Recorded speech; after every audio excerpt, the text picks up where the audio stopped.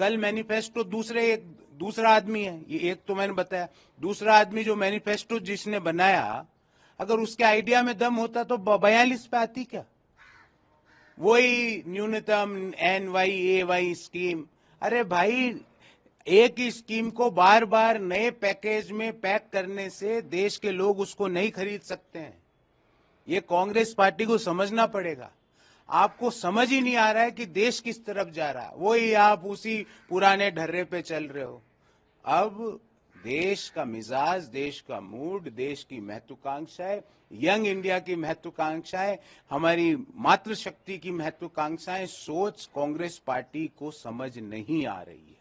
वो सोच रहे हैं कि हम जिस तरह पिछले 40 साल से जिस तरह की राजनीति करते थे वैसे कर सकते हैं, पर नो, मोदी जी ने राजनीति को एक नया पर्सपेक्टिव दिया है, राजनीति को एक जन सेवा से जोड़ा है, लोगों की जो एस्पिरेशंस हैं उसको समझकर उसको पूरा करने का काम किया है। जब कांग्रेस पार्टी प्रधानमंत्री मोदी जी के 2047 के विकसित भारत का संकल्प का विरोध करती है, तो ये कांग्रेस पार्टी का मानसिक दिवालियापन है, मेंटल इंसॉल्वेंसी।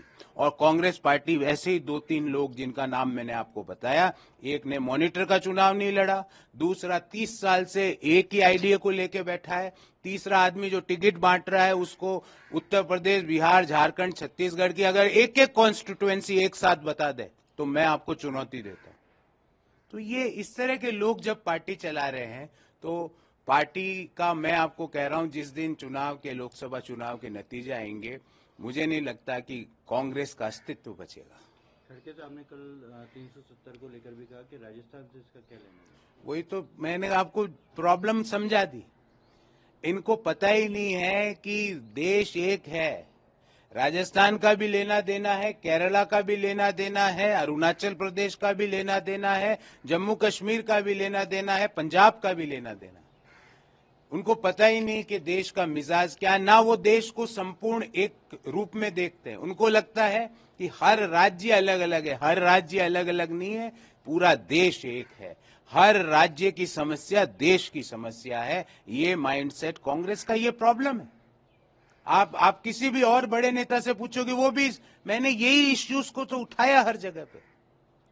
उनको लगा कि ये इश्यू को यहां हैंडल मत करो, इस इश्यू की यहां बात मत करो।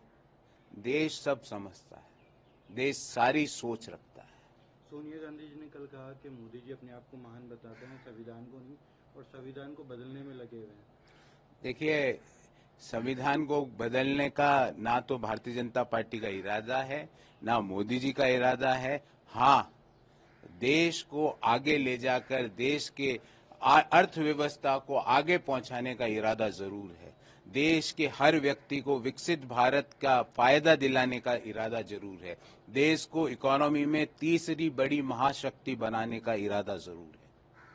प्रियंका गांधी जी ने कहा है लोकतंत्र को बचाने के लिए आप मतदान करें। देखिए, मैं ये जरूर कहूंगा, लोकतंत्र तो बचा हुआ है, हमारे देश के लोकतंत्र पे कभी कोई आंच नहीं आ सकती, इतनी इसकी गहरी जड़ें हैं।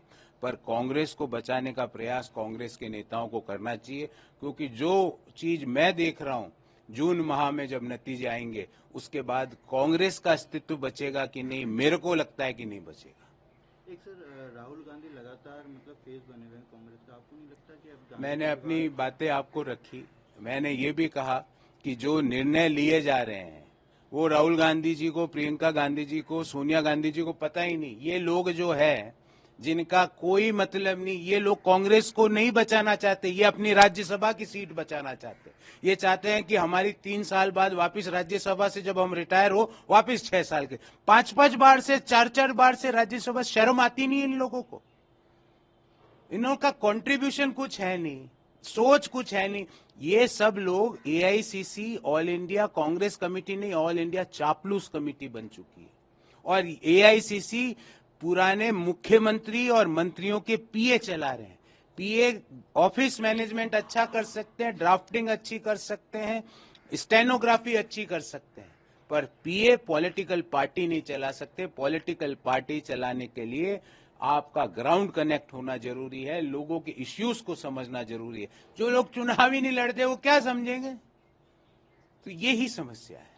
एक सर राजस्थान के चुनाव को लेकर आप कैसे देखते हैं, क्योंकि इस बार बोल रहे हैं कि जो गहलोत और सचिन पायलट एक साथ अपनी मैं सिर्फ एक चीज आपको कहूंगा कि राजस्थान में 25-0 में तो किसी को कोई डाउट ही नहीं है, पर जो मार्जिन्स है वो पिछली बार से लगभग 25 से 30% बढ़ेगी। जो पिछली बार 6-6, 5-5 लाख, जैसे जयपुर में हम खड़े हैं अभी, तो 5 लाख 5.5 लाख से जयपुर की सीट भारतीय जनता पार्टी ने जीती, तो इस बार 25% और बढ़त होगी उस मार्जिन में, जीत की मार्जिन में। बाकी यहाँ पर आप किसी से भी पूछ लीजिए, राजस्थान का नतीजा राजस्थान के लोगों ने ऑलरेडी डिसाइड कर चुके हैं, 25-0। हालात ये है राजस्थान में तो कि कांग्रेस को कैंडिडेट नहीं मिले। कोई कैंडिडेट को टिकट दिया, वो भग गया, वो कह रहा मैं विदेश में हूं। दूसरा कैंडिडेट को पकड़ के लाए कि भाई, दूसरा कैंडिडेट जो है वो कह रहा है मुझे पता है मैं हारूंगा पर मेरे ऊपर प्रेशर है। तीसरा कैंडिडेट कह रहा है कि मेरे से टिकट ले लो। चौथा कैंडिडेट कह रहा है लोकसभा क्षेत्र अलायंस को दे दिया, क्योंकि कैंडिडेट ही नहीं है। आज जो कांग्रेस ने कुछ सीटें अलायंस को दी, जैसे नागौर है, सीकर है और जैसलमेर बाड़मेर भी अलायंस की है, कांग्रेस का टिकट थोड़ी हो। क्यों है? क्योंकि कांग्रेस के पास वहां कैंडिडेट ही नहीं है। सीकर में कांग्रेस के पास कैंडिडेट नहीं है, इसलिए अलायंस को दे दी, और उस अलायंस को दे दी जिसका कैंडिडेट राहुल गांधी के खिलाफ चुनाव लड़ रहा है। ये देश को कांग्रेस के लोग देश को मूर्ख मानते हैं, मतदाताओं को मूर्ख मानते हैं। क्या आप मूर्ख मानते हो? एक तरफ तो एक पार्टी राहुल गांधी के खिलाफ चुनाव लड़ रही है, उसको सीट दे दी सीकर की, दूसरी सीट दे दी नागौर की, क्योंकि वहां कैंडिडेट ही नहीं है। जैसलमेर बाड़मेर में कैंडिडेट ही नहीं है। बांसवाड़ा डूंगरपुर का क्या हुआ, देश राजस्थान पूरा देख रहा है उसको। कांग्रेस को कैंडिडेट नहीं मिले। भीलवाड़ा का कैंडिडेट बोला राजसमंद वाला मेरे को लड़ना ही नहीं। जयपुर का कैंडिडेट बोल रहा कि मुझे पता है मेरी राजनीति खत्म हो जाएगी फिर भी लड़ रहा हूं। झुंझुनू का कैंडिडेट बोल रहा है कि कांग्रेस के नेताओं ने मेरे से कहा कि भाई बहुत जरूरी है, हमारे पास कैंडिडेट ही नहीं है, मुझे पता है मैं हारूंगा फिर भी लड़ रहा हूं। ये हालत है। इस चीज को कांग्रेस को समझना चाहिए, और ये जो लोग जो मॉनिटर का चुनाव नहीं लड़े और इधर उधर घूमते रहते हैं, इन लोगों को कांग्रेस के बाहर निकाले तो कांग्रेस की 40-50 सीटें आ सकती है, क्योंकि ये लोग आपको 40 पे भी नहीं आने देंगे।